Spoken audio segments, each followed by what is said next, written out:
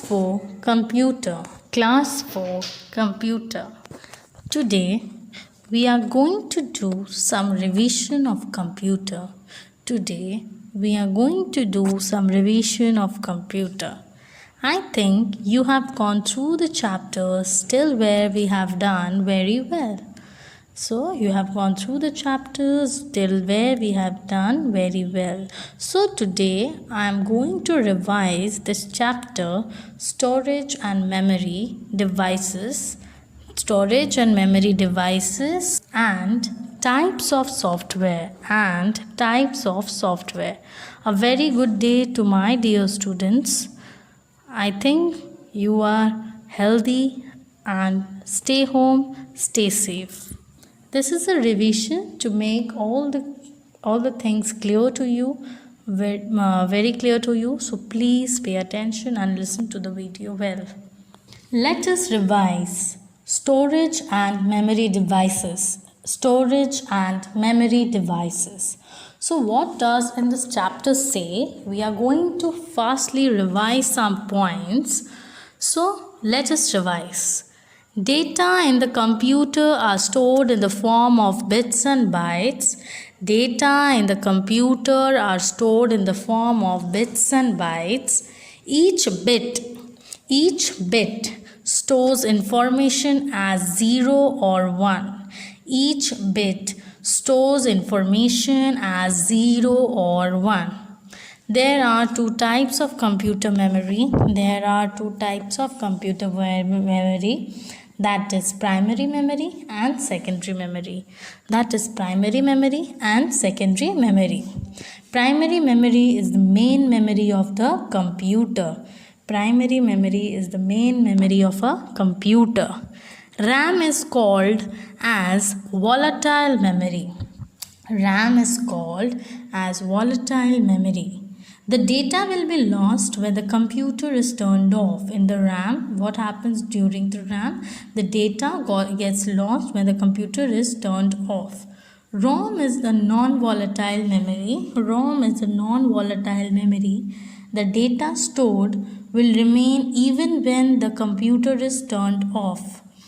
ROM is non-volatile memory. The data stored will remain even when the computer is turned off. Secondary memory is called the auxiliary memory. Secondary memory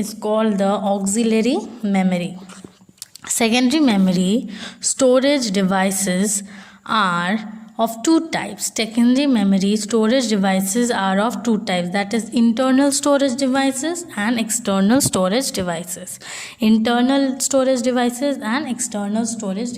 So data in the computers are stored in the form of bits and bytes. Each bit stores information as 0 or 1. There are two types of computer memory, that is one is the primary memory and another is secondary memory.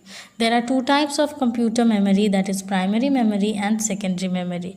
Primary memory is the main memory of a computer. RAM is called as volatile memory.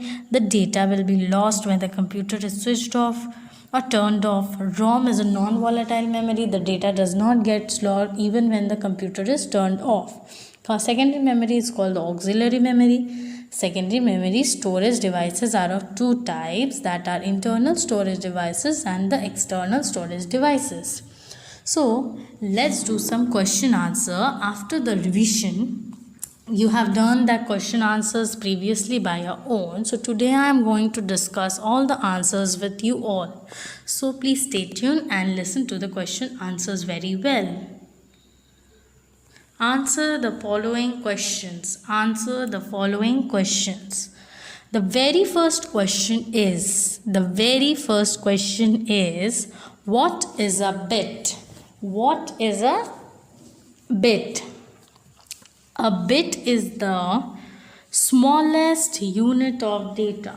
You know what is a bit? A bit is the smallest unit of data that can be stored in a computer.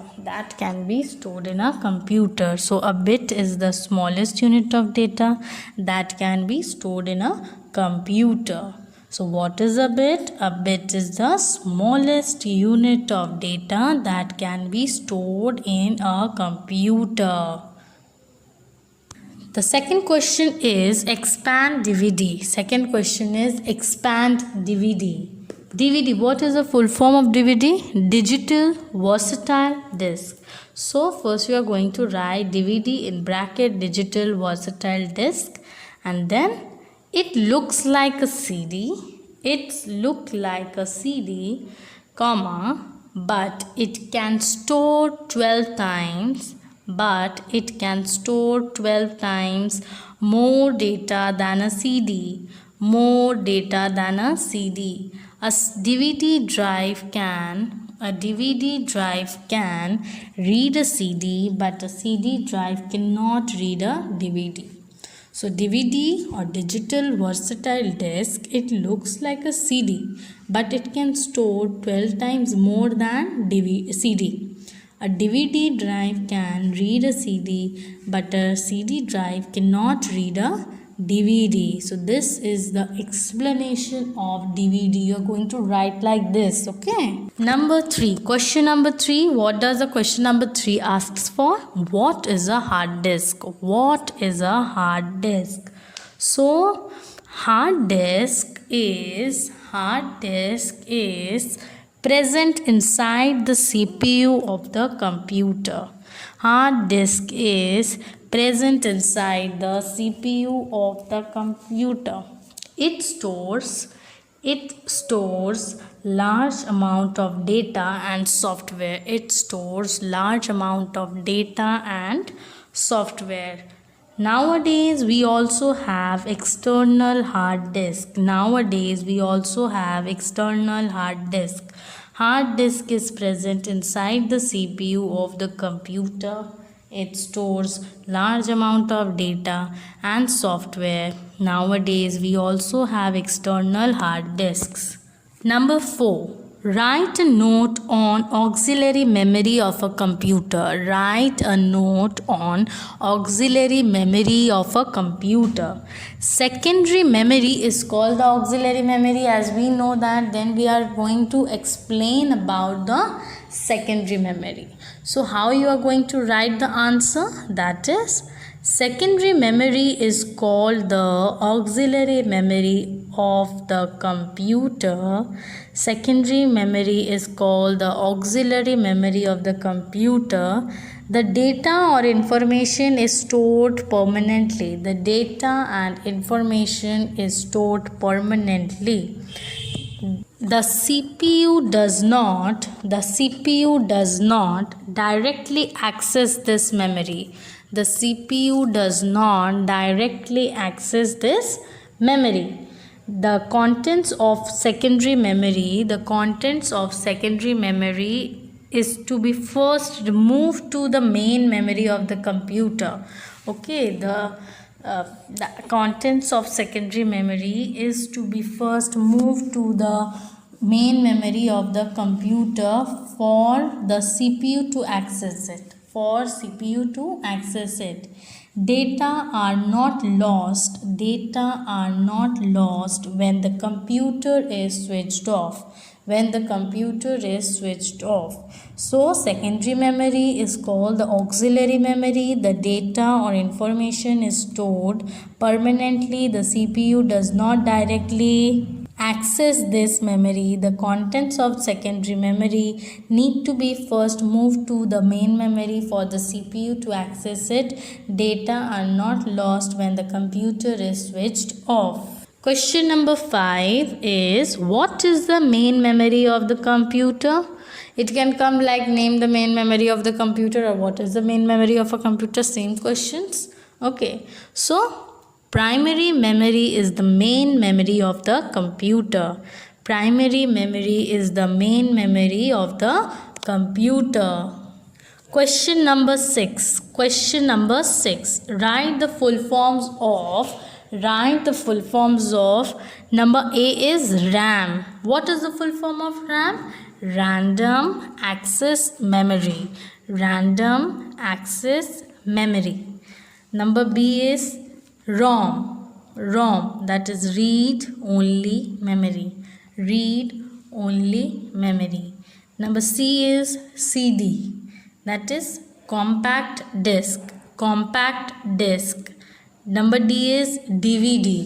DVD means digital versatile disc. Digital versatile disc. So these are the full forms of these words. So the full forms are very important. So you will go through the full forms carefully.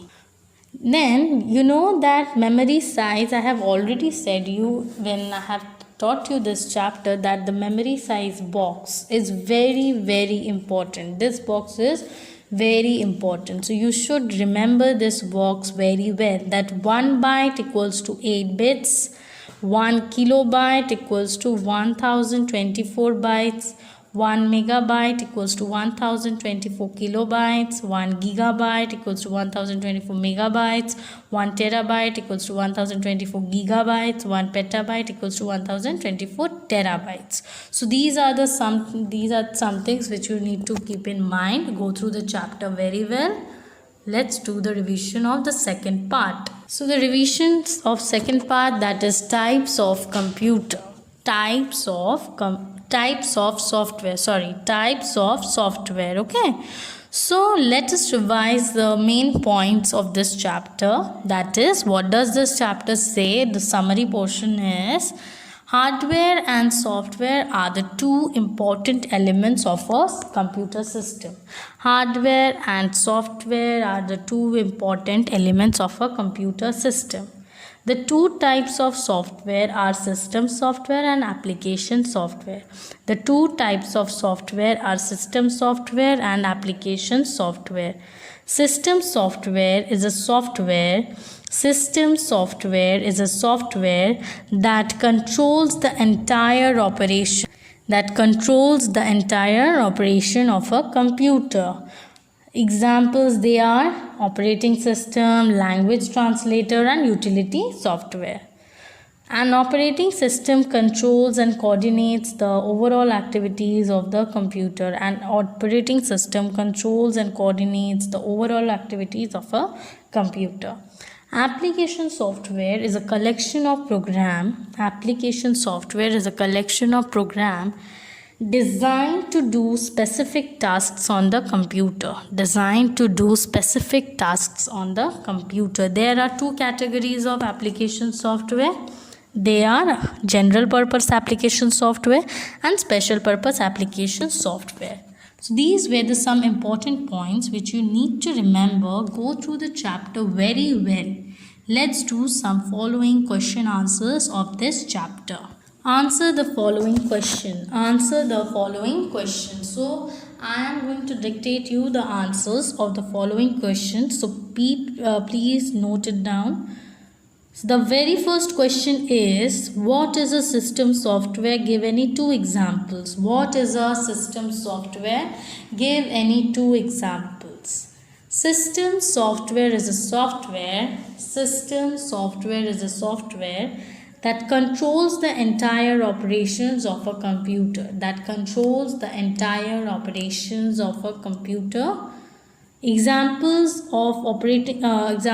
are operating system, language translator. So again I am repeating the answer. System software is a software that controls the entire operation of a computer. Examples are operating system and language translator.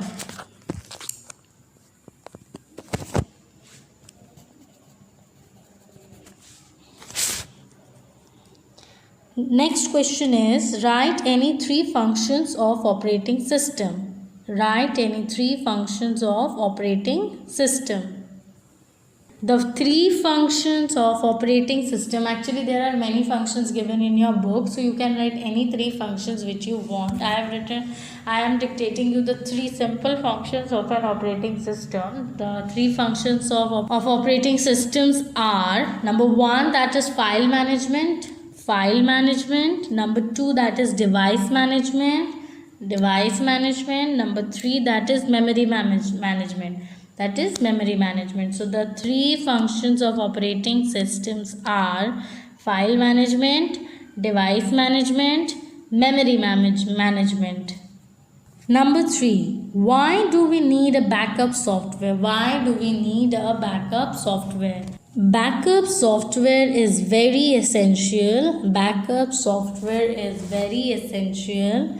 Backup is a procedure that copies data. Backup is a procedure that copies data to an alternative location for recovery. To an alternative location for recovery. It protects data from corruptions and changes. It protects data from corruptions and changes. So backup software is very essential. Backup is a procedure that copies data to an alternative location for recovery. It protects the data from corruptions and changes. Next, number 4 is, what is the purpose of presentation software? What is the purpose of presentation software? Presentation software is used to present information. Presentation software is used to present information in the form of slideshow in an attractive way. In the form of slideshow in an attractive way. It includes slide creations. It includes slide creations, chart text formatting, animation graphics, video, audio or video clips, etc. So presentation software is used to present information in the form of slideshow in an attractive way. It includes slide creation, charts, text formatting, animations, graphics, audio or video clips, etc. Question number 5 says, what is a language translator? Give example. What is a language translator? Give example. A language translator is a system software. A language translator is a system software that controls programs written in programming language into computer readable or machine language. Written in programming language into computer readable machine language. Machine language of OS and 1S. That is, what are the examples of language translator? They are assembler, compiler and interpreter. So what is a language translator? A language translator is a system software that converts program written in a programming language into computer readable machine language that was of OS and 1S. Examples of language translator are assembler, compiler and interpreter. Name the two categories of application software. Name the two categories of application software. The two categories are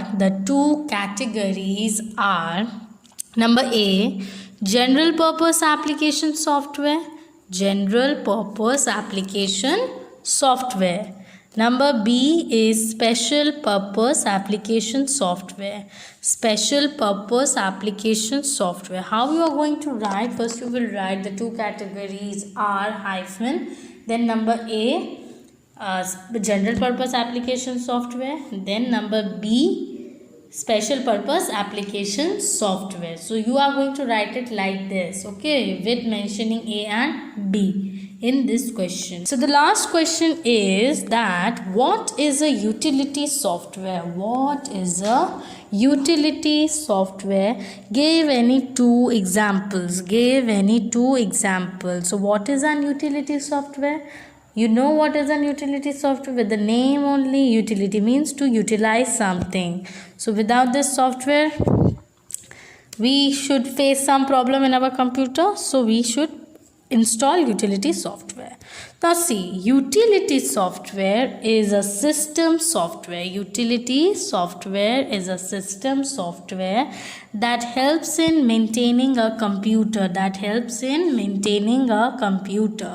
It helps to analyze and monitor the performance. It helps to analyze and monitor the program performance and proper functioning of a computer. Example of utility software are antivirus software, and backup software. So utility software is a system software that helps in maintaining a computer. It helps to analyze and monitor the performance and proper functioning of a computer. Example, antivirus software, backup software, and etc. There are many other software. So go through the chapters very well, and I always say now, read the chapter not only one time but 2 to 3 times. Go through the chapter very well, and there will be no confusion and nothing will be there that you don't know the answer of anything if you will be reading the chapters. Okay, till then, thank you.